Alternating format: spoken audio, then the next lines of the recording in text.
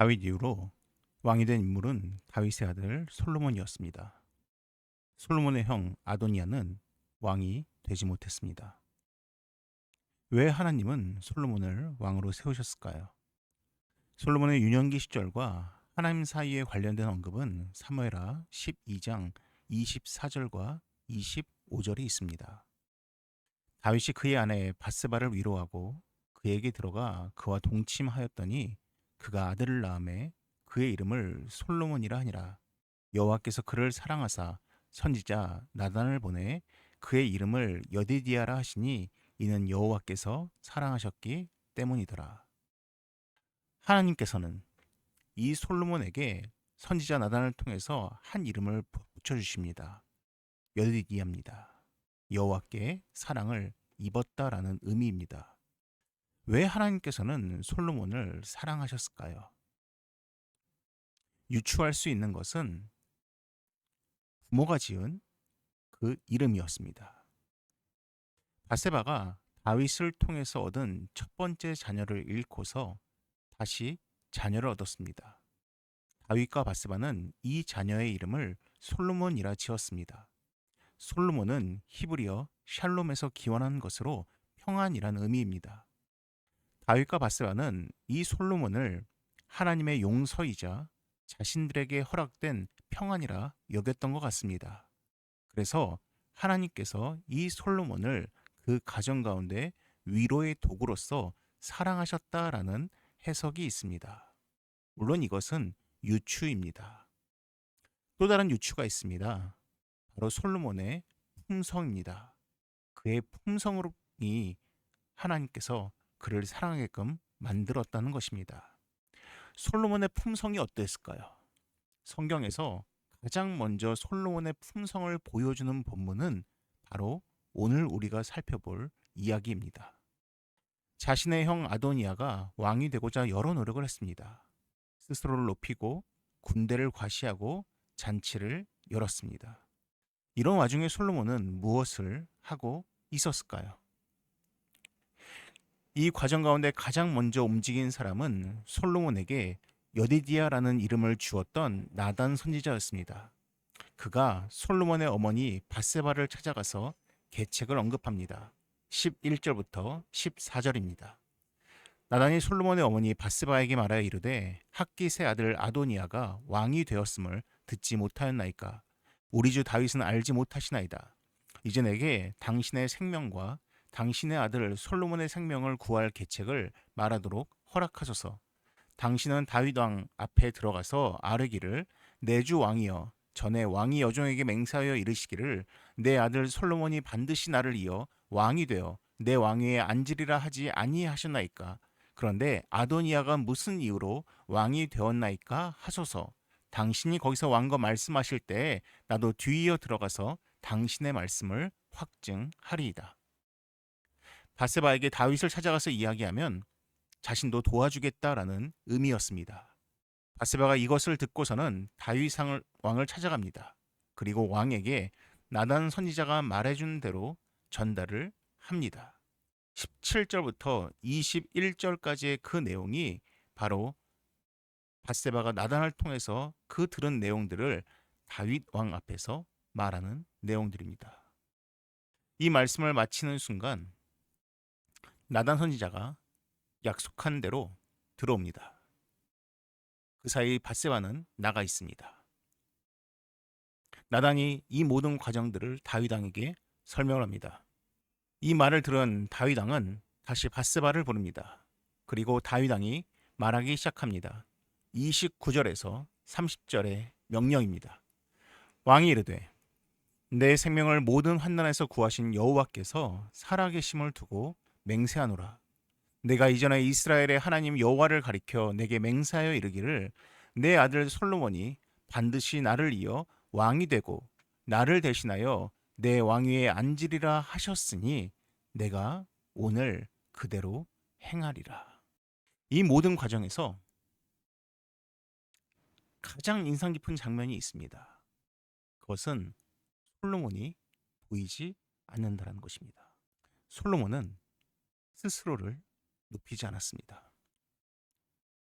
나단 선지자, 그의 어머니 밧세바, 그의 아버지 다윗 왕이 솔로몬을 높여주고 있었습니다.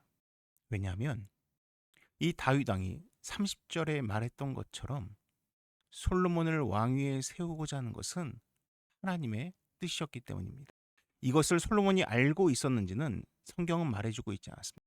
그런데 이 하나님의 뜻이 여러 사람들을 통해서 이루어지고 결국 솔로몬을 왕으로 세우는 과정에 들어가게 되었다는 것입니다.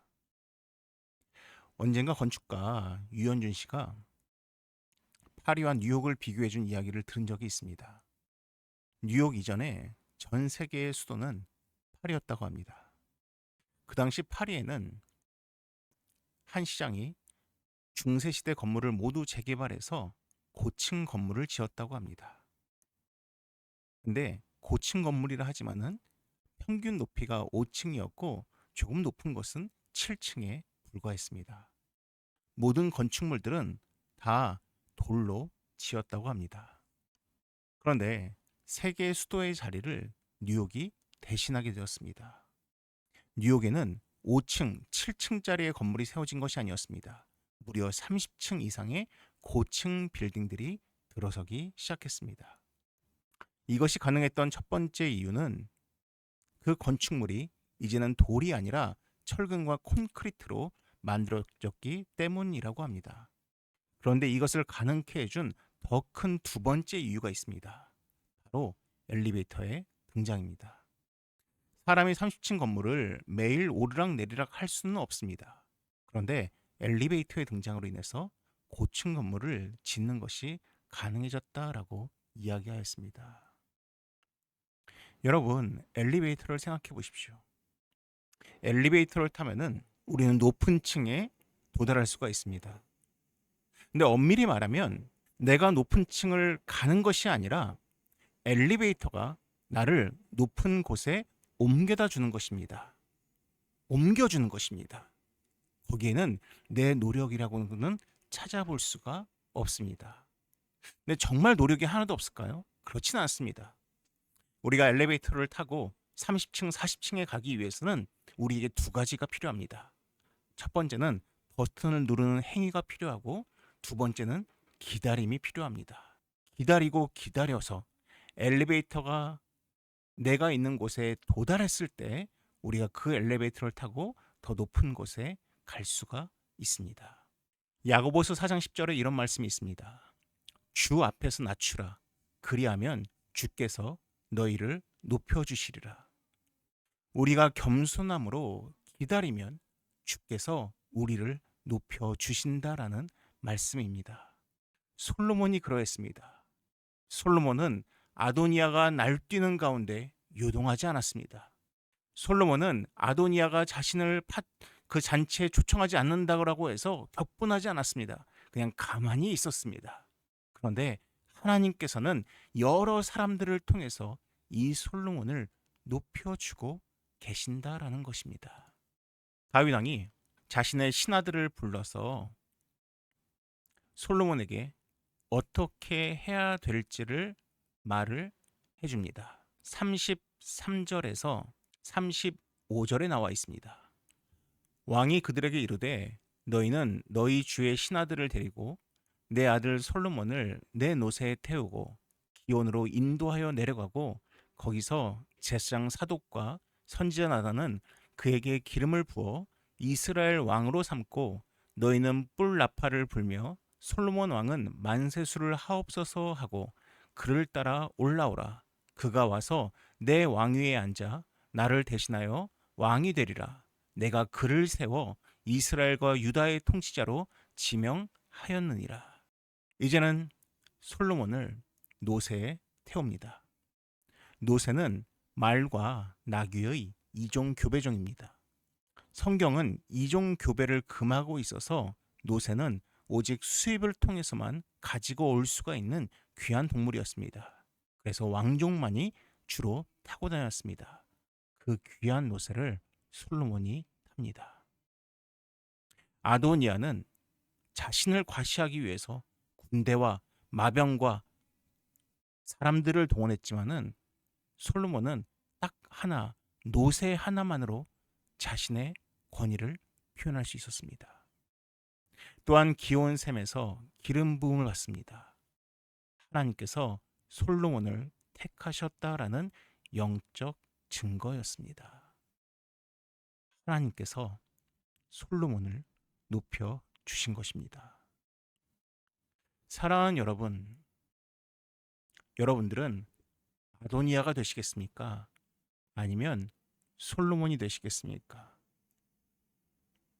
하나님을 신뢰하고 기다림을 통해서 하나님께서 예비하신 엘리베이터를 타고 올라가시겠습니까? 아니면 아도니아처럼 스스로 오르고자 바벨탑을 쌓다가 결국 무너지는 바벨탑을 허무하게 보는 아도니아가 되시겠습니까? 이 아침에 주 앞에서 낮추라. 그리하면 주께서 너희를 높이시리라 라는 말씀을 기억하고 그 하나님의 높여주심을 체험할 수 있는 여러분 되시기를 바랍니다. 기도하겠습니다. 사랑에 많으신 하나님 아버지, 참으로 우리의 마음은 교만하여서 스스로를 높이고 싶고 내가 원하는 때에 내가 원하는 것을 내가 원하는 방식으로 취하고자 하는 마음이 참 많이 있습니다. 하나님, 이 솔로몬이 하나님의 계획 가운데서 높임 받았던 것처럼 하나님, 우리가 하나님 안에서 하나님의 그 높여주심을 경험하는 하루하루의 삶을 살게 하여 주시옵소서. 이 모든 말씀 예수님의 이름으로 기도드립니다. 아멘. 여러분, 이어서 이런 화면에 나오는 기도 제목들을 가지고 여러분들 기도하시고 여러분들 하루를 시작하시기 바랍니다.